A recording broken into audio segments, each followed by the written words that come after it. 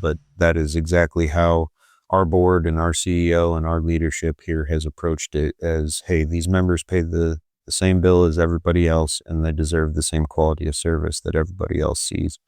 And we have advocated relentlessly for a number of years, and we are grateful that Hoosier Energy was willing to listen to us and willing to take it to Duke Energy and make this happen. So definitely the advocating on behalf of our members, even though it's an indirect infrastructure improvement, it's not something we have ultimate control over. We were able to get the attention where it was needed. Welcome to the Power Hour, the official podcast of Henry County REMC. Our cooperative proudly brings reliable, safe electricity to Henry and parts of Fayette, Rush, Hancock, Delaware, Madison, Randolph, and Wayne counties. We're more than just an electric co-op. We're a community-driven force, powered by the people we serve. People like you. Hello, everyone. Welcome to another episode of the Power Hour, the podcast from Henry County REMC. Today, we're talking about something that's especially important to many of our members in the Harrisburg area, our ongoing efforts to improve electric reliability through the construction of the new Falmouth substation. You may remember that a little over a year ago, we shared some very exciting news. Hoosier Energy had officially begun moving forward with plans for a new substation that will eventually replace the aging Harrisburg substation. Since then, we know that many members have been wondering what's the latest on that project. So today we want to give you an update. We are going to discuss why this project is so important, what has caused reliability challenges in this area over the years, where things stand today, and what members can expect as work continues. Joining me today is our Chief Operating Officer, Adam Warwas. Adam has been closely involved with this project from the beginning and has a great understanding of both the technical side and what it means for our members. Adam, thank you so much for joining us today. Hi, Andrea. Thanks for having me on. Let's get right into it and start with kind of the basics. Before we get into where the project stands today, can you give us a little history? Why has the Harrisburg area experienced more reliability challenges than other parts of our system over the years? Sure. First of all, Harrisburg, that area, when we're talking about it, it's kind of our Fayette County, south of US 40 area, and it has all the same challenges as the rest of our territory in terms of, there's people on the roadways, and there's animals that can interfere with electricity. There's lightning, there's the threat of storms, there's plenty of trees. So it's got all the same stuff as everywhere else in our territory or in Indiana in general. Squirrels, yeah, birds, farming activity, those types of things. There's lots of different causes for interruptions to power. What makes Harrisburg unique is the transmission feed.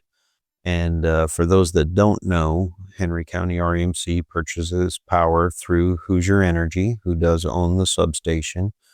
And Hoosier Energy has purchasing agreements in place with Duke Energy, who owns all the transmission facilities in that area.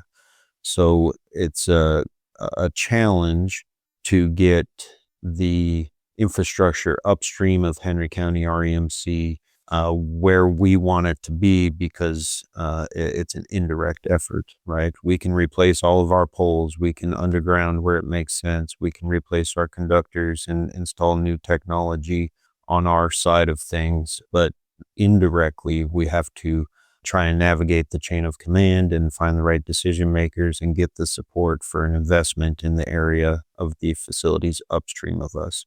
And that has been what sets the Harrisburg area apart, is the transmission feed has just not been reliable. The Harrisburg substation itself is antiquated. So we're thrilled to hear about the Falmouth substation and the new technology, the new designs, the new standards that are going to go into that substation that just simply don't exist at the Harrisburg substation, which has served the area very well for many decades. And then the transmission line that Duke owns will be a different voltage. It'll have backup redundancies. It will simply be more robust and more resilient to all of those things in central Indiana that can affect the flow of power. When you say backup redundancies, can you kind of explain that in layman's terms? What does that mean? Sure. So I'm going to use the closest nearby substation as an example, which is the Louisville substation. It's fed off of a transmission line that if something happens and the Louisville substation goes out, then Duke Energy's transmission group has contingencies in place that can automatically or manually switch over to a backup source. So if source A has a problem and there's an outage, then they can swap it over to source B, and maybe what would otherwise be a 6-hour outage becomes a 6-minute outage, something like that. There's a lot of different variables in there, but that's the gist of it. There's not just one source of power. Harrisburg right now, a long section of line feeds directly to Harrisburg and it stops there. There is no backup. So when Duke has an issue on their transmission feed to our substation, either we need to find a way to redirect power from another source, or we have to wait for Duke Energy to fix the problem and make the repairs before power is restored. And the transmission feed to Louisville is actually going to be the same transmission line that now feeds the Falmouth substation. And I know I crunched some numbers, and between 2018 and to 2025, Harrisburg has experienced 17 transmission outages, transmission and substation outages, as opposed to Louisville's 1 over the same period of time. So that really, I think that number really shows the discrepancy and the amount of improvement we expect to see when this project takes place. Absolutely. Very exciting stuff. I know one question members probably have is, it seems like the project was announced a long time ago. It's been well over a year. So why isn't it finished yet or closer? What's going on with that? Sure. Yeah, there's a lot that goes into it. We're very grateful that Duke Energy and Hoosier Energy are making this investment into the area. But substation equipment right now is years and years out. Both organizations, they have to plan these projects years in advance. They are not quick. Hooking a substation up to a transmission line requires approvals from regulatory entities like MISO, and requires finding the right piece of real estate. And there's a lot of permitting that goes into it, and a lot of design work and capacity studies and impact studies. So it definitely is a longer than we would like to see ramp up period, but a necessary one. Absolutely. Can you give us an idea of where in the timeline this project is and just how far out it is until members could expect this substation to be up and running? Until it's energized. Sure. Yeah, we've been preparing for the new location of the Falmouth substation.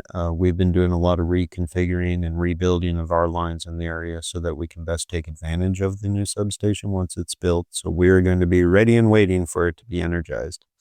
The updated timeline that I have right now is essentially the middle of 2028 that it will be energized, and we'll start to see those benefits. Like I said, that construction takes a long time. I do believe the substation itself will be built at the end of 2027. But in the middle of winter, like I said, there's regulatory bodies, and they will not always allow a transmission line to be taken out of service during extremely hot or extremely cold weather, because that's when load is the highest and when the grade is the tightest. So they will time that based on weather and based on some capacity in real time as we get closer to energizing that. But Hoosier Energy and Duke Energy are focused on making that happen as soon as feasible.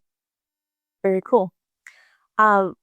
one thing people don't see is how much planning goes into a project like this. And you touched on this a little bit, but what has your crew been doing behind the scenes to prepare for the new substation while members are waiting? Yeah. First of all, it's been years worth of efforts, and I give a lot of credit to our CEO, Melissa True, and our board, including the board member that represents that area, for really just advocating, helping us navigate that chain. We're talking about a multi-million-dollar project that's going to impact only 600 meters. When money is finite and these organizations are making financial decisions, it is somewhat of an uphill battle to get the attention that is needed. But that is exactly how our board and our CEO and our leadership here has approached it as, hey, these members pay the same bill as everybody else, and they deserve the same quality of service that everybody else sees.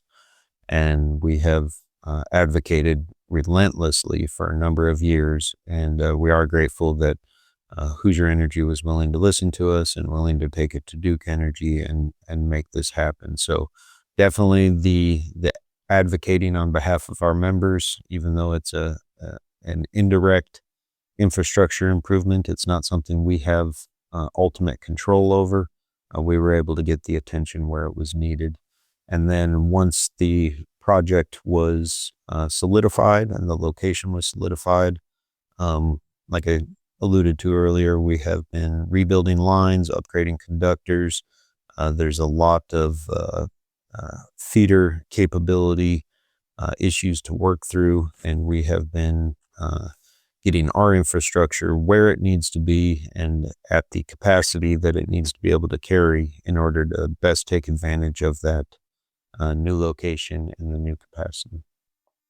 So a lot. Quite a bit of work, quite a bit of investment into the area by all three organizations, including ours. Very good.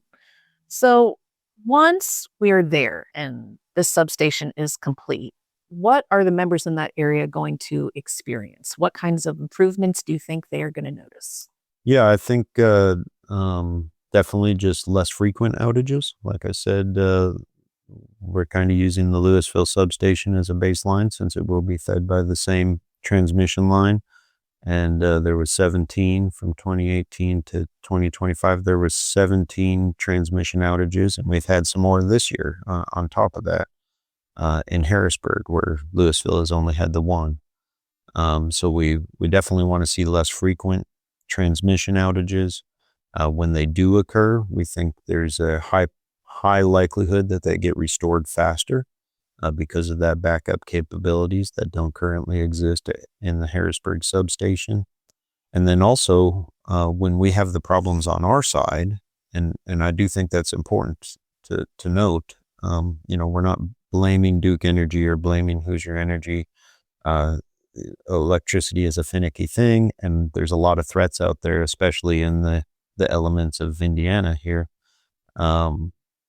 Cold, heat, trees, squirrels, birds, farming equipment, vehicles, you name it. There's plenty of threats on a daily basis to the flow of energy.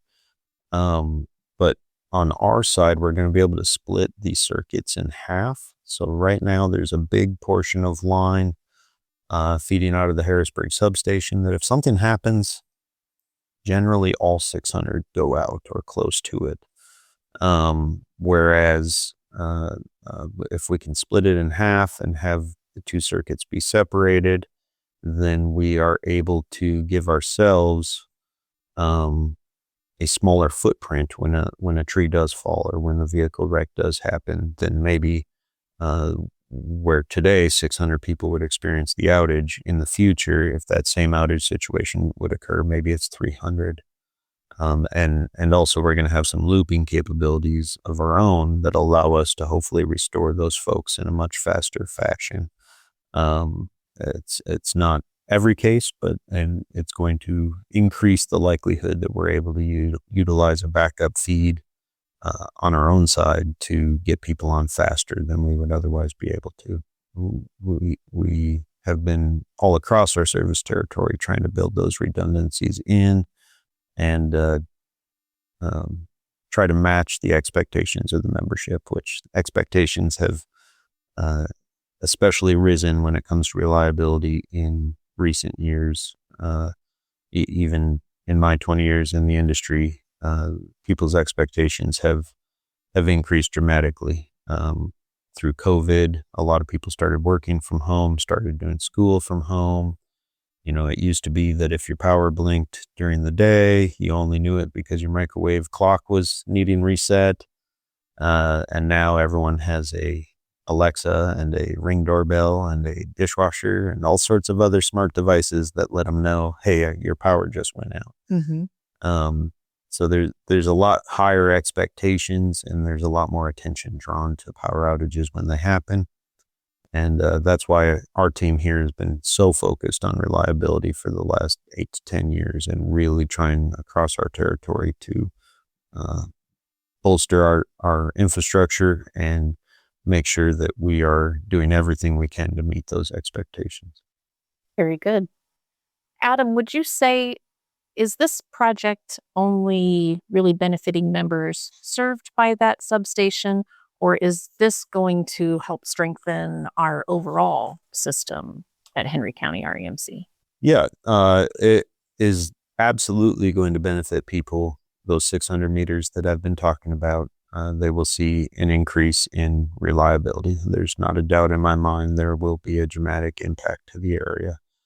However, it does benefit other members. We use substations to serve the base load, but then they're always there and waiting to be the backup to someone that needs it. So if Louisville were to have a major problem, now Harrisburg's going to have an increased capacity. We're going to have a lot more capacity out of the Falmouth substation than we do Harrisburg.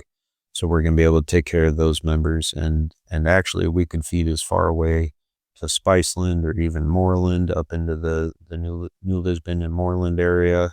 Could benefit from this in a real catastrophic situation, but that contingency does have value. And then there's going to be an added capacity, so we're going to be able to perhaps attract some more business or some more economic development for that region.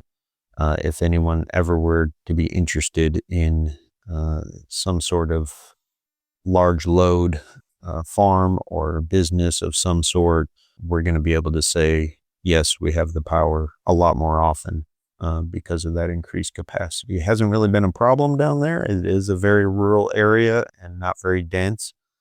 But if that ever came up, we would be much better suited to be able to handle that load.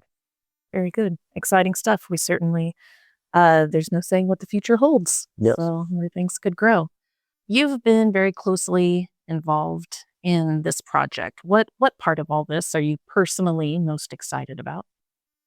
The increased reliability. I have, when I took this position about 8 years ago now, the phone calls made it very clear in the first 3 weeks that Henry County REMC overall needed to do a better job with reliability and needed to decrease the quantity of outages, decrease the time it takes to restore outages, and decrease the number of people that are impacted anytime an outage does occur. And we've done that. We have the numbers to back that up. We've dramatically decreased all three of those aspects of reliability.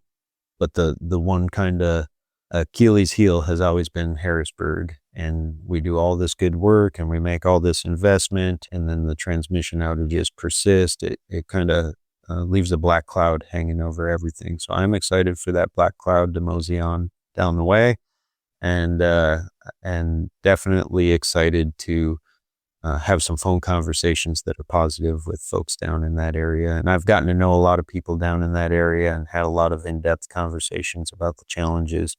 And I appreciate those members. They should be holding us accountable, and I let them know that when I speak with them. That's our job, even though it is an indirect thing and we can't make decisions about other people's infrastructure. Ultimately, we are accountable to our membership, and we have to see these things through and keep being persistent. And I'm glad to see that this is going to shape the future of that Harrisburg, Fayette County area when it comes to reliability, because I think the folks down there deserve it and deserve better service than they've gotten in the past. And I'm personally very excited about this project because it has been a thorn in the side, reliability in that area, and we don't like it any more than the members do when the lights go out down there. That's the truth. I think we're getting close to wrapping it up here. If you could leave our members with one message, one final thought, especially those who have dealt with repeated outages over the years in that area, what would you want them to know? Yeah, I think the number one thing to know is that your local co-op really does care. We try and communicate when we can through social media or through letters in the mail or even just returning phone calls when we have the information. We don't always have information right off the bat. We don't always know the cause right away. We don't always know the estimated time of restoral, especially if it's a Duke Energy related event or Hoosier Energy related event. But you got 33 employees here at your local co-op that care a whole lot, and it's never just being ignored. We definitely want to provide good service. We don't like to see the lights go out, and when they do, we make every effort to get them back on as quickly and safely as possible, and so everyone else can go about their lives as uninterrupted.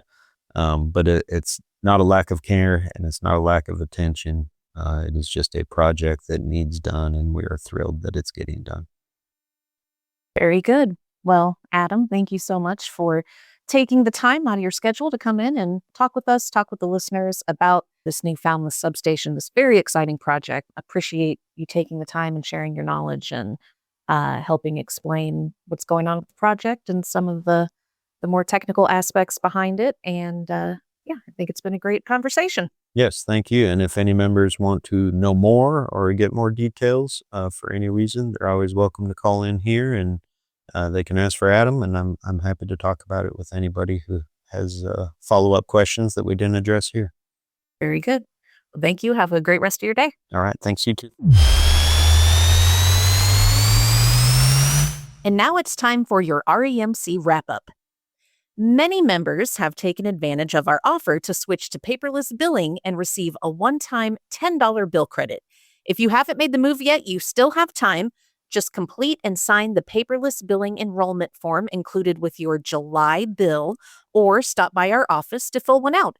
You can give our MSR team a call at 1-800-248-8413 to learn more about switching to paperless billing. We are gearing up for the Moreland Free Fair. We hope you'll visit our booth at the fair next week. We are going to be there Monday through Friday after 5 p.m. and Saturday from noon to 9. Be sure to stop by for a variety of fun and useful giveaways, and don't miss your chance to enter to win a Shark Clean Sense air purifier exclusive to Henry County REMC members. It's a $149 value. It's really cool. We're excited about the fair. We can't wait to see you there. The kids have gone back to school, and with buses back on the road and students walking or biking to school, here are a few very important reminders. Stop for school buses when red lights are flashing and the stop arm is extended. Slow down in school zones and neighborhoods. Watch for kids at crosswalks and intersections, especially during those normal pickup and drop off times. Keep an eye out for those kids, and never, ever pass a school bus on the right. It is illegal and so very dangerous. Let's keep an eye out for our local youth and help keep them and everyone safe. We have a very important save the date. Henry County REMC has planned a celebration for our members. Thursday, October 8th, from 1 to 6 p.m., we are hosting a 90th anniversary Harvest Jubilee at Whitetail Tree Farm.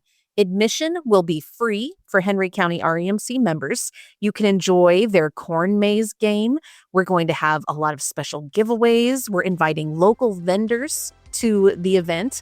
Lots of kids' activities out there for the whole family to enjoy. We're going to have some music, and we are just so excited to celebrate our 90th anniversary with you all at this very special event. You will receive your official invitation in your September bill. We will also be sharing all the details in the email newsletter, Current Matters, in our Indiana Connection magazine, and of course, on our social media. And that wraps up this episode of the podcast. Thanks for joining us for the Power Hour with Henry County REMC, where we don't just provide power, we empower.